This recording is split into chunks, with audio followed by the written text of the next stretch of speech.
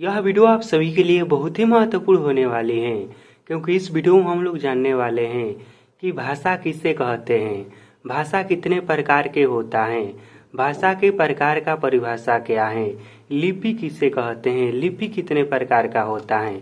कहने का मतलब कि भाषा से संबंधित जो भी प्रश्न एग्जाम में पूछा जाता है ना, कि भाषा किसे कहते हैं, लिपि किसे कहते हैं, कौन सी भाषा किस लिपि में है, कौन सी भाषा किस लिपि में लिखी जाती है, यह सब कुछ इस वीडियो में हम लोग जानने वाले हैं। तो चलिए इस वीडियो को हम शुरू करते हैं।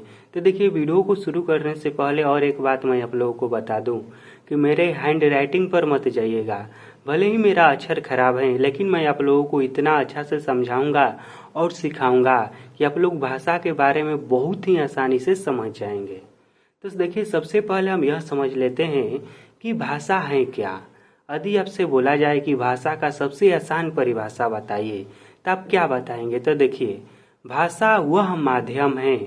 भाषा क्या है? भाषा एक प्रकार का माध्यम है जिसके द्वारा या फिर जिसकी सहायता से हम अपने भावों और विचारों को लिखकर या बोलकर व्यक्त करते हैं। देखिए, जो भी हमारे मन में भाव या विचार आता है तो उसे हम बोलते हैं या फिर लिखते हैं ना, उसी को भाषा कहा जाता है। भाषा क्या है? जो भी चीज हम बोलते हैं या फिर जो भी चीज हम लिखते हैं वही तो है भाषा। ठीक, तो भाषा वह माध्यम है जिसके द्वारा हम अपने भावों और विचारों को या तो लिखकर या फिर बोल के हम व्यक्त करते हैं, यानी कि एक दूसरे से बताते हैं। जैसे कि मैं आप लोगों को यहाँ पर लिखकर पढ़ा रहा हूँ और बोल के भी पढ़ा रहा हूँ, और मैं किस भाषा में बोल रहा हूँ? तो मैं हिंदी भाषा में बोल रहा हूँ। ठीक, तो यह भाषा, यह हिंदी भाषा है। ठीक, अब हम यह समझते हैं कि भाषा के कितने भेद होता है। तो देखिए, भाषा के मुख्य रूप से दो भेद होता है। भाषा के कितने भेद होता है? तो भाषा के मुख्य रूप से दो भेद होता है। कौन कौन सा होता है? तो एक होता है मौखिक भाषा और दूसरा होता है लिखित भाषा। देखिए, इसके नाम से ही इसका परिभाषा हमें मालूम पड़ जाता है। अब मौखिक भाषा क्या है? तो मौखिक भाषा बोली जाती है और लिखित भाषा लिखी जाती है। इससे आसान परिभाषा आपको नहीं मिल सकता है। मौखिक भाषा क्या है? वैसी भाषा जिसे हम बोलते हैं वह मौखिक भाषा हो गया। और लिखित भाषा क्या है? जब जो कुछ भी हम बोलते हैं उसे यदि हम लिख देंगे तो वह भाषा लिखित भाषा हो जाएगा। ठीक है, तो यह बहुत ही आसान है, मौखिक भाषा और लिखित भाषा। अब देखिए, यहाँ पर मैं एक हल्का सा नोट्स बनाया हूँ जिसे आप सभी लोग समझ लीजिए। देखिए, यहाँ पर मैं लिखा हूँ कि कुछ लोग जैसे कि गूंगे बहरे संकेतों के रूप में भी भाषा का उपयोग करते हैं, या फिर आप लोग भी किए होंगे संकेत के रूप में भाषा का उपयोग। देखिए, इस तरह से नॉर्मली देखा जाए तो भाषा का रूप जो है ना, यह तीन प्रकार का हो जाता है। एक हो गया लिखित, दूसरा मौखिक और तीसरा सांकेतिक।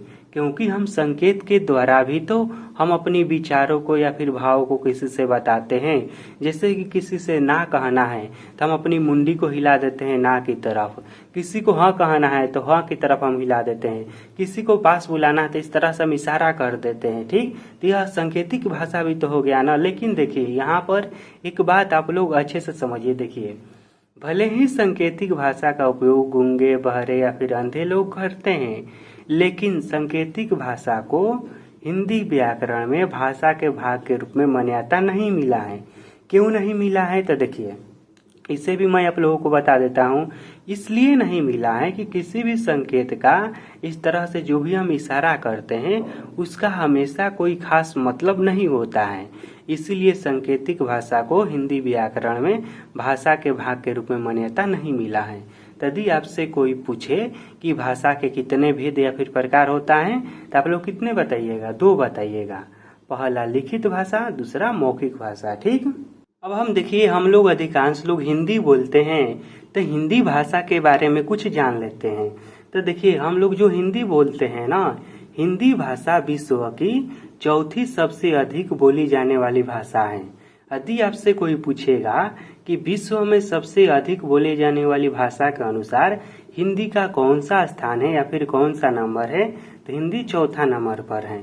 पहला नंबर पर फिर कौन है? तो देखिए, विश्व में सबसे अधिक बोले जाने वाली भाषा में पहला नंबर पर है मंदारिन जो कि चीनी भाषा है।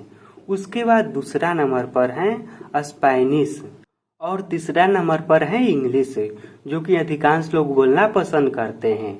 और चौथा नंबर पर क्या है हमारा हिंदी भाषा। ठीक, तो यह भाषा का क्रम भी आप लोग याद रखिएगा, कहीं पर भी आपको काम पड़ सकता है। विश्व में पहला नंबर पर सबसे अधिक बोले जाने वाली भाषा है मंडारिन, उसके बाद दूसरा है स्पेनिश, तीसरा है इंग्लिश और चौथा है हिंदी। अब हम यह समझ लेते हैं कि जो हमारा हिंदी भाषा है इसका विकास किस तरह से हुआ है। देखिए हर एक भाषा का ना विकास हुआ है, ऐसा नहीं है कि कोई भाषा डायरेक्ट ही आ गया है। तो देखिए हिंदी भाषा का विकास का क्रम यहाँ पर है। देखिए सबसे पहले संस्कृत भाषा था। ठीक, तो संस्कृत था सबसे पहले, संस्कृत से बना पाली, पाली से बना है प्राकृत और इससे बना है अपभ्रंश और इससे बना है अवहट और अवहट से बना है प्राचीन हिंदी और उससे मिलकर बना है प्रारंभिक हिंदी। ठीक, तो इस तरह से यह वाला क्रम है। सबसे पुराना भाषा संस्कृत हो गया, उसके बाद पाली, फिर प्राकृत, अपभ्रंश, अवहट, प्राचीन हिंदी, उसके बाद वर्तमान हिंदी या फिर प्रारंभिक हिंदी। इस तरह से हिंदी भाषा का विकास हुआ है। जो हम लोग हिंदी भाषा बोलते हैं वह प्रारंभिक हिंदी है। ठीक, अब हम समझते हैं कि लिपि किससे कहते हैं, क्योंकि यह भी भाषा का ही भाग है। तो देखिए लिपि का मैं सबसे आसान और सबसे अच्छा परिभाषा यहाँ पर लिखा हूँ कि किसी भाषा को जिस रूप में और जिस तरीका से लिखा जाता है उसे ही लिपि कहते हैं। लिपि किसे कहते हैं, तो किसी भी भाषा को जिस तरह से, कहने का मतलब कि देखिए यहाँ पर मैं हिंदी भाषा लिखा हूँ ना, तो हिंदी भाषा यहाँ पर इस तरह से लिखा हूँ और आप ध्यान देंगे तो आप पाएंगे कि सबके ऊपर में इस तरह से चिन्ह है। जैसे कि यहाँ पर क हो गया तो क के ऊपर में इस तरह से चिन्ह है और क को हम इस तरह से लिख रहे हैं तो यह हिंदी भाषा में है। यदि वहीं पर हम क को इस तरह से के द्वारा लिखेंगे तो यह इंग्लिश भाषा में हो गया। तो किसी भी शब्द को हम जिस तरह से जिस तरीका से लिखते हैं ना उसे ही क्या कहा जाता है, उसे ही लिपि कहा जाता है। ठीक, तो लिपि को भी आप सभी लोग बहुत ही अच्छे से समझ गए होंगे। अब देखिए सभी भाषाओं की अपनी अपनी लिपि होती है। जो भी भाषा होता है ना उन सब की अपनी अलग अलग लिपि होती है, क्योंकि सभी भाषाएं अलग अलग तरह से लिखी जाती हैं। तो यहाँ पर देखिए मैं लिखा हूँ, यह भी आपसे बार बार कहीं पर भी पूछा जा सकता है, याद रखिएगा। देखिए संस्कृत, हिंदी और मराठी, यह जो तीनों भाषा है ना, तीनों की लिपि क्या है, इसकी लिपि है देवनागरी। ठीक, यह आप लोग याद रखिएगा कि संस्कृत, हिंदी और मराठी, इन तीनों भाषा की लिपि क्या है, देवनागरी है। उसके बाद देखिए उर्दू, उर्दू भाषा की लिपि क्या है, इसका है फारसी लिपि। उसके बाद अगला है पंजाबी, तो पंजाबी भाषा किस लिपि में लिखा जाता है, तो पंजाबी भाषा जो है ना यह गुरुमुखी लिपि में लिखा जाता है। अब हम देखिए इससे आगे बढ़े तो भाषा के ही भाग में हमें पढ़ना होता है कि व्याकरण। अब व्याकरण क्या है, इसका भी परिभाषा अधिकांश बार पूछा जाता है कि व्याकरण किसे कहते हैं। तो देखिए व्याकरण वह विद्या है, व्याकरण क्या है, वह विद्या है या फिर ज्ञान है जो यह बताता है कि किसी भी भाषा को किस तरह से शुद्ध शुद्ध पढ़ा और लिखा जाए। व्याकरण क्या है, व्याकरण वह विद्या है जो हमें यह बताता है कि किसी भी भाषा को किस तरह से हम शुद्ध शुद्ध पढ़ सकते हैं और शुद्ध शुद्ध लिख सकते हैं। जैसे कि देखिए यहाँ पर मैं लिखा हूँ वह, तो वह जो मैं बोल रहा हूँ वह किस तरह से लिखा जाएगा वह हमें कौन बताता है, व्याकरण बताता है। इसको मैं वह पढ़ रहा हूँ, क्यों मैं वह ही पढ़ रहा हूँ, क्यों इसको मैं कुछ और नहीं पढ़ रहा हूँ। जो मैं पढ़ रहा हूँ वह कौन बताएगा हमें, व्याकरण ही बताएगा। तो व्याकरण क्या है, वह विद्या है जो हमें यह सिखाता है कि किसी भी भाषा को किस तरह से हम सही तरीका से पढ़ेंगे और किस तरह से हम सही तरीका से लिखेंगे। ठीक, अब मैं इस वीडियो को यहीं पर ख़त्म करता हूं और मैं यह आशा करता हूं कि आप सभी लोग बहुत ही अच्छे से भाषा, यह व्याकरण हो गया और लिपि, इन तीनों के बारे में अच्छे से समझ गए होंगे। यदि वीडियो अच्छा लगा होगा तो इस वीडियो को लाइक कर दीजिए और इस वीडियो के बारे में अपना कमेंट लिखकर जरूर बताइएगा कि आपको समझ में आया कि नहीं आया।